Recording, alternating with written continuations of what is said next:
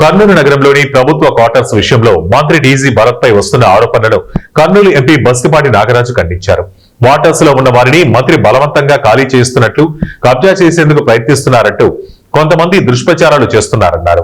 ప్రభుత్వంపై ప్రజల్లో వ్యతిరేకత తీసుకువచ్చేందుకు మంత్రిపై తప్పుడు ప్రచారాలు చేస్తున్నారని మండిపడ్డారు. గత కొన్ని సంవత్సరాల నుంచి చాలా మంది అనధికారికంగా నివసిస్తున్నారని, ఇళ్లు కూడా శిథిలావస్థకు చేరుకున్నాయన్నారు. దాదాపు 900 ఎకరాలకు పైగా క్వార్టర్ స్థలం ఉందని, ఆ స్థలాన్ని అభివృద్ధి చేసుకోవాల్సిన అవసరం ఉందని ఎంపీ తెలిపారు. ఈనాటి సమావేశంలో నేను ముఖ్యంగా నా కర్నూలు పార్లమెంట్ ప్రజలకైతేనేమి, ముఖ్యంగా కర్నూలు పుర ప్రజలకు నేను ఒక విషయం తెలియజేయదలుచుకున్నాను. ఎందుకంటే గత 15 రోజుల నుంచి చాలా మంది అపోహలకు గురి చేస్తూ ఉన్నారు కర్నూలు ప్రజల్ని.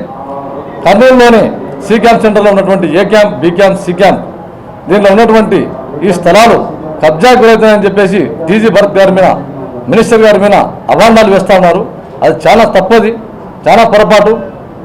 మేము ఎంపీగా గెలిచిన తర్వాత మొట్టమొదటి సీఎం గారి సమావేశంలో ఈ ఏ క్యాంప్, బి క్యాంప్, సి క్యాంప్ల మీద మేము కూడా గలం విప్పాము. అక్కడ అందులో భాగంగా ఈ పొలం అంతా ఇంత 935 ఎకరాలు దాదాపు అక్కడ ఉంటే ఏ అభివృద్ధికి నోచుకోక అక్కడ అనధికారికంగా ఎంతోమంది ఉన్నారని చెప్పేసి కర్నూలు ప్రజలకంతా తెలుసు ఆ విషయం.